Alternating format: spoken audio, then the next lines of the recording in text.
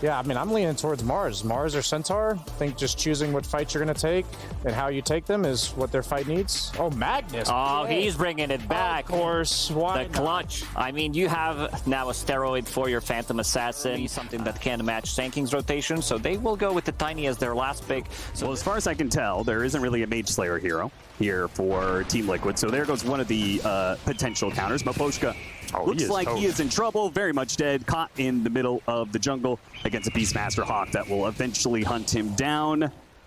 Just need the vision for it, and another round, and that'll be 33's first blood. On both sides, right? You have a Phantom Assassin who, once you get strong enough, can maybe burst down the Beastmaster before he starts getting his full drums going out. But you also have the time much earlier. Mickey just gets what doing. He did not see that one coming. Not the best at nuking people down. No, they are going to be heavily reliant on the Tiny to pump out the damage, which is where Nisha's matchup is so important. Maposhka going to get run down, but Laurel makes the counter move here to get the kill on the opposing support. Insania for Maposhka is the trade-off. How the offlane goes, and well, of course he's going to say that in the interview. I mean, let's be real. Every he's also the man that every offlaner says time. Toss over to set up, crash landing, almost kills Mira outright, and Collapse, who already used his skewer because Mickey, maybe this was part of the bait, put the drain on it, the link on him early, Collapse skewered out, now it's on cooldown when they go for the dive. Sal for that too. Bit of extra gold thrown away, and that's a much better rotation for Liquid. 10-minute power room, look for the haste. Just gonna call that every time until it actually is a haste, then I'm gonna look good. I was about to say, you're really stuck on the haste, aren't you? They hit him with the toss, wait for him for a bit more damage. But again, oh, maybe with the stun, they can keep it going. It's going to be a hell of a dive, though. They get the tree toss, and that finishes them off. And then a quick toss from Nisha for the extra damage on the mid tower, 33. Instead of pressuring the safe lane tower, has actually come all the way to mid with the Siege Wagon push. They're going to take this tower nice and early and free up Nisha's lane. Another backstab here from Insania hits another Stormhammer to lead Nisha and go to get another kill. And they'll go back to finishing this tower. So Liquid up by 3K. The last hit. 10 minutes, yeah, that's pretty embarrassing.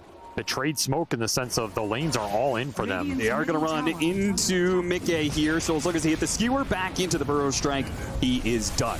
And Team Liquid not even going to bother to try and rotate. They TP 0 heroes. I'm surprised Liquid gave up that depth there with the other two lanes going in. No one had shown on the map for a long time. It's limited things Spirit could be doing. And they end up not only losing the biggest carry. 33. Want to fight this. Telekinesis grabs him before he gets off a Primal Roar. Gets it off eventually here. Laurel whipping the Burrow Strike. Hits the epicenter, though. Almost enough to finish off Boxy. Not good enough, so they both die. Yeah, I don't know about stunning the fours there. I don't know if that was intentional or not. Had no sandstorm instantly either. He just really wanted a good stinger. Oh, even better if they can find Nisha. First pickoff.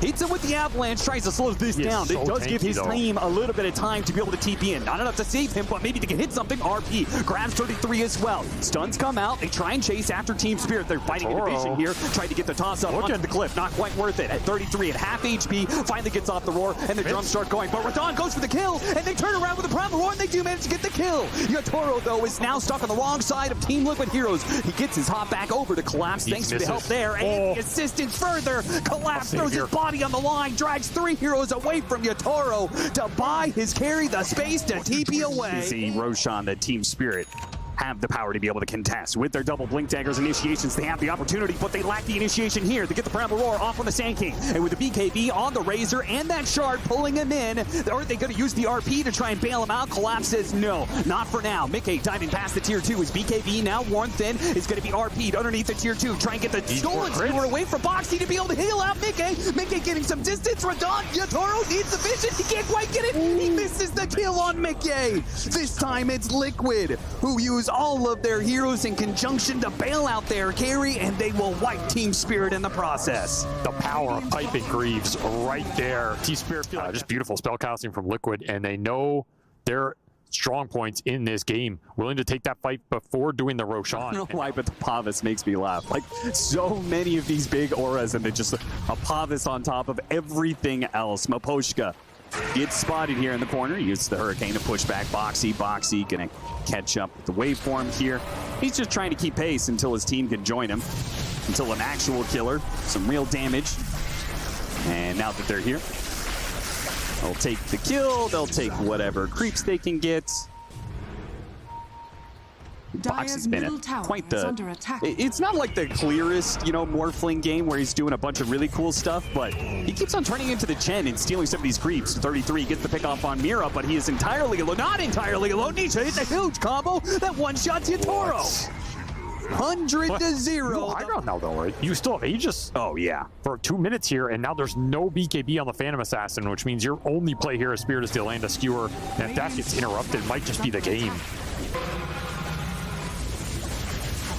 Boxy now turning into the Phantom Assassin to blur himself. Burrow strike on 2 from Laurel. Team Spirit are going to have to make a lot of these little plays. And if Laurel just gets picked off without any interference from Team Spirit, it's going to be just a terrible start for them, as he just cannot seem to get away. Looks like they're going to try and play off a buyback here. Mira, good stolen toss to keep Mickey off. Oh, collapse. Toss back on Anisha, though. Getting collapsed would be perfect. That is the biggest threat on the side of Team Spirit right now. He tries to make back to the fountain. He just can't quite make it. Hits the wall, slams into it, and just dies like that. Elena Barrick's gone, and another toss back, a beautiful one, as they just keep on going. Nisha gets all the pickoffs, and is the game just over like that, Avery? The Morphling and the Tiny just destroyed them in that fight. The tossbacks here. Instant tossback on collapse from Nisha as he was going in looking for that 4-man RP. He would have gotten if it did not get interrupted. Liquid are on point with this push. They know their timing in this game, and they have just diesel train straight through it here. Oh, yeah. And they're trying to use their buybacks now because they know this push is actually happening too fast from Liquid. They have to use that gold. Epicenter coming in. Burrow strike only on 1. Hitting the Razor. All the damage shrugged off by a pipe. A waveform through. Laurel surrounded by heroes. Collapse. He has to hit a haymaker here. He has to hit some sort of incredible skewer back RP, and all he gets is 33. A little fish in a massive pond that is just Team Liquid net worth 30,000 ahead. They're trying to drag him back. They do manage to get the toss back there on the Boxy end of the fountain. He's not dead. Nice play from Mira, but it's still not enough. Boxy will not die. A support Morphling goes into a fountain and comes out swimming. Mega's gone. Collapse is gone. This mag strat had no time to come online. You have one more buyback here to look for something, but good luck. Yatoro just doesn't do any damage into these auras. Just one-shots the Chen. This is just the crash landing Tiny. Collapse. Didn't actually use the RP, but I mean, who had his Blink Dagger canceled. Now he goes for it. Does manage the skewer back onto 2. That'll go from Mickey and 33, but the Manta, it dodged a little bit of damage and even tosses the illusion back into Team Spirit. And it does so much damage, man. GG is called. Team Spirit seemingly had no chance after that second Roshan. The game just ended almost immediately. Man, Team Spirit, they had a lot of problems in that game. Just never got that one team fight they really needed to swing the momentum, and Liquid played a lot of those early rotations well. Being more experimental with their carry pickups. Not too many Phantom Assassins at this tournament. And yet, I believe Team Spirit, that's not the first time they drafted it here. So I agree. It probably does hurt them more than some other teams because I think that's what they prefer to do. But geez, they would really like to do that. Second time in this series that he completely underestimates the off lane of Team Spirit. And that's too many storms. You're not going to deal with it at all. Your fraction is going to be gone instantly. I'm glad you brought up TA because in the topic of unique carries, this is Liquid's unique carry, right? They were the ones who came out with this Templar Assassin. Collapse is going to die here. The charge coming in from Boxy might be able to bail out Mickey, as he might have lost the fight to Mira, but now it's easily won. They get 2 kills in this bottom lane. Nice rotation by Boxy, making use of the Ion Shell that was put on him too. It is an underutilized facet for Darkseer, especially if you're just trying to hit an aura timing. It just makes this hero farm up faster. Mira a little bit far forward here, really challenging Mickey, and will lose that battle as Insania was just sitting on the side.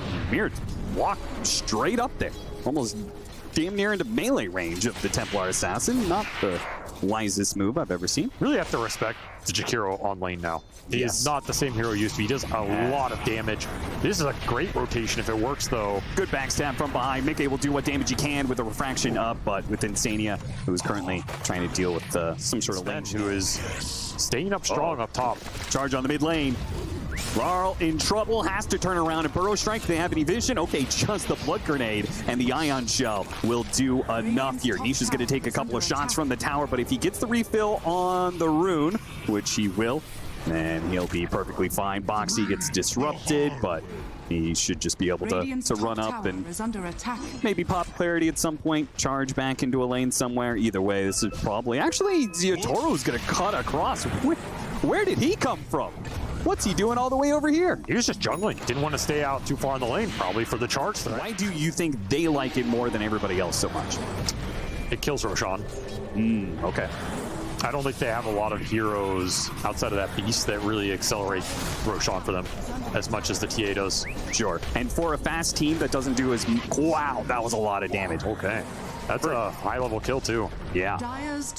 For a team that plays pretty fast but doesn't do quite the amount of objective pressure that Game of Gladiators does, Roshan is like a very important key for Liquid when it comes to being able to take control of the game early, right? So being able to have a hero that does it for you like that, guaranteed. Insania is going to get run down as he tries to trespass into the triangle area. Yeah, you know, 3,000 effective HP behind the TA with every aura in the game. Sure. At 30 minutes. Trying to cover another power route. This one goes to Nisha, and amp damage immediately pops it, gets the toss up in the air. Big damage. Finishes off Laurel, and Collapse is now run into a fight that maybe he can still win. Macropyre gets thrown up, but they easily just take over as Nisha, surrounded by both the Underlord and his minions. Underlord going back through the gate. A stolen Nether Strike put onto the Jakiro, gets the kill with the Fade Bolt. Mira gets the kill. He'll die for it, but it was a nifty little play by him, and trades out ultimately 2 for 2. 1 core, 1 support on both sides. Gets to buy out. Sad fight for the pipe. That's finished. How much can Liquid get done with this aura advantage right now? A very fast pipe in a game where it's very strong. Aura advantage and Blink Dagger advantage, as Laurel doesn't have his. So Liquid just, they bring numbers to the mid lane. And Team Spirit are going to respond. That was a really good dual breath that was stolen from earlier. Charge through, hitting Boxy as well. Now with Collapse into the pit. They do manage to get the vacuum in there, but Laurel hits a good stinger. Blows up 1. 33's low. He's going to burn out surely as the Stormbolt comes in and finish him off. Nisha on half HP with Yotaro hot on his heels. Gets a toss over, throws him into Mickey. Mickey, does he want this fight? Mira charges in after Nisha again. But once again, Team Spirit rather, trying to create space for the carry to be able to get out, but this time around it will not work. Nisha gets him on the Blink Dagger toss back. He's blocking him with the last wall illusion. And Liquid, they get that mid move. They get it in force here. Bringing Mickey in, gets the triple kill. That is a huge amount of Spirit. Defend this with everybody last game. Looks like they're just going to concede it or maybe give up more. Oh, this is nasty. A toss back in a Macropyre. He's done.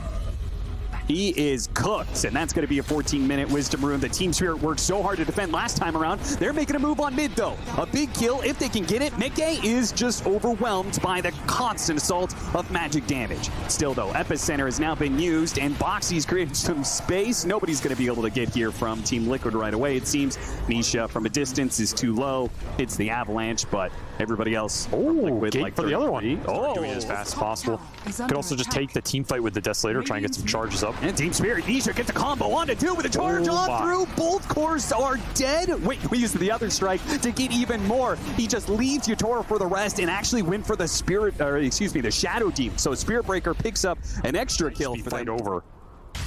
And we take this early. This is super scary. It's 18 minutes and they're taking that tier 1 and tier 2. That means they are probably in a good spot for Liquid to take the Tormentor away from you. In which case, that's just another round. Spirit are trying their best to put pressure out on the map. Oh, look at the setup. Boxy's about to get... Oh, he hit him with the first hit bash, too. He already had the charge set up, but he went for the hit. Got it on the post, got the vacuum back in. Drags him in, and Laurel has to burrow strike out, leaving 2 corpses. Boxy finds another one. Man, he is. This is going to be just like that Beastmaster setup. You've got the hero that... Oh, this is so sad for Yotaro. Yeah, he has to stand and fight. That's all he can do. Hope that he can get the kill on Boxy. Almost does, but not quite. Boxy waves goodbye to Yotaro.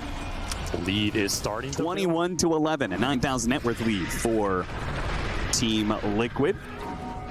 picks up the other Wisdom Rune on the other side of the map, and it seems like Collapse will still be the victim of such, as Macropire and Ice Path being pump faked a billion times by Insania, and they're catching Laurel on mid. Burrow strikes to the low ground, tries to TP away. Damage comes too thick and fast from Mickey as another Desolator charge goes his way. That is the literal dream. He's going to have 33 right behind him, so they might be able to get... Oh, no! He got the blink away before the damage came in.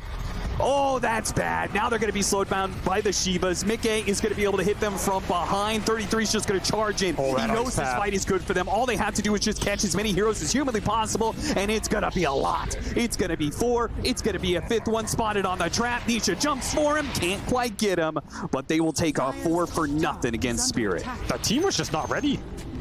Laurel Mid lane pushing in, it becomes more and more obvious as less heroes show. Collapse is going to be the one.